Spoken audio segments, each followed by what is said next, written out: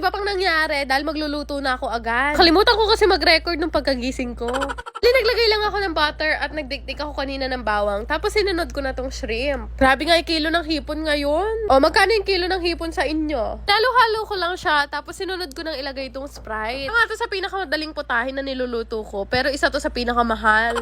Kalagay ko nga ng Sprite, tinakpan ko lang siya. Tapos nilagyan ko pa siya nitong garlic, Sarap kasi to syempre kapag maraming bawang. Pero tinamad kasi ko kanina maghiwa ng bawang. And ganun lang kadali siya lutuin. Tapos syempre tinikman ko na rin kung ano ng lasa nito. Hindi naman talaga ako mahilig sa hipon. Nagpaluto lang talaga yung mga kasama ko sa bahay. Matapos nga ako magluto, anong oras na rin naman, kaya naisipan na rin namin kumain. Sabi ko sa inyo, hindi naman talaga ako mahilig sa hipon. Kaya naman yung inulam ko, yung sinampalukong natira pa namin kahapon. Mahilig din kasi talaga ako sa bitis ng manok kahit anong luto pa yan. Saktong-sakto naman talaga yung pagkakaluto ng paan na to. Napakalambot. Ito talaga yung gusto ko, yung pagkahinigop mo, sumasama na yung buong laman, kasabang pa nga buto. Meron naman kasi mga paan na ubod ng tigas. Diyos, napakadami sigurong kalyo.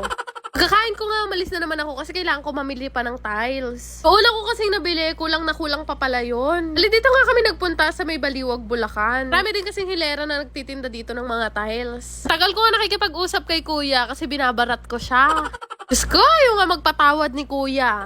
Pero sabi ko sa kanya, baka naman may bawas pa kasi marami akong bibilhin. Hindi na pa nga kami nagbubulungan dito ni kuya. Hindi lang niya siguro masabi sa akin na sobrang barat ko. Hindi, biro lang. Syempre, nanghingi lang ako ng konting discount. Buti na lang din talaga napapayag ko tong si kuya. Isa pala talaga sa pinaka-challenging sa life, yung pag nagpapagawa ka ng bahay, yung maghanap ka ng tiles para sa sala, kitchen, at saka sa CR. So, depende pa rin talaga sa kaartihan mo.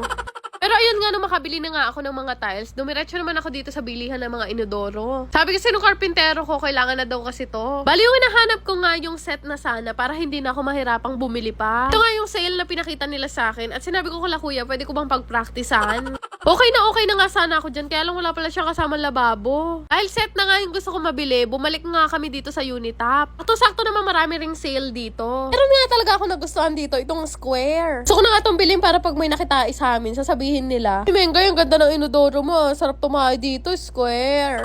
Pero ibang set yung binili ko kasi ubod ng mahal no, tataihan lang naman. Nagpakuha na nga ako ng stock tapos pina-check lang sa amin ni kuya kung may sira ba o basag. Siyempre naman walang warranty yan, nataihan mo na, ibabalik mo pa ba? Yan nga yung napili ko, tapos nabayaran ko na rin naman. Kaya nilabas na nila kuya at binuhat na papunta dito sa sasakyan. Ako nung mga time nga na to, pinagpe-pray ko talaga na magkasya siya dito sa sasakyan. Sabi, pag di siya nagkasya, paano ko to iuuwi? Ayun na nga sinasabi ko, hindi siya nagkasya sa likuran. Ano ba sabi ko sa kanila, baka naman kaya sa backseat. Nagkasya na nga lang nila kuya at muntik ko na nga silang maiuwi. Ay, buti na lang talaga may purpose din yung kakulitan ko at napagkasya din nila kuya. Gusto niyo rin bang kumita habang naglalaro? Download niyo na rin tong Aurora Game. Click niyo lang yung register para makagawa kayo ng account. Lagay ang mobile number, mag-create ng password at yung OTP na marireceive nyo. Ganun lang kadali gumawa ng account at pwedeng-pwede na kayong mag-cash in para makapaglaro. Napakadali lang din naman mag-cash in. Ilalagay niyo lang naman ang inyong GCash account name, GCash number at yung login password. Napakadaming laro na pwede mong pagpilian dito. May Guess Size, Toss Coin at Benson WD. Pero isa sa mga madalas ko talagang laruin itong color game. Bukod sa madali ang mechanics nito, mabilis lang din kumita dito. Para ka lang kasi naglalaro sa perya pero ang kinaganda dito, hindi mo na kailangan lumabas. Grabe guys, sobrang dali manalo dito sa Aurora Game. Isa sa pinakamadaling laro pa dito ay itong Dragon and Tiger. Ito lang naman din kasi yung pagpipilian mo dito. Mimili ka lang naman kung Dragon, Tiger, or Tie. Sarap nga tumaya dito kasi ang laki ng napapanalunan. Tipin nyo, sa isang taya, minsan nananalo talaga ako ng kulang 2,000. Kapag ka nga nananalo na ako ng malaki, syempre nagka-cash out na ako. Yung kinashin ko nga kanina na 100 pesos, napalaki ko siya ng 10,000. Sobrang dali lang din naman mag-cash out. Lalagay mo lang naman yung GCash information mo at wag mong kakalimutan na ilagay yung login password mo. Di ba ganun lang kadali manalo dito sa Aurora Game? Kaya naman, subukan nyo na rin itong laruin gamit ang link na makikita nyo sa comment section. Yun lang naman. Salamat!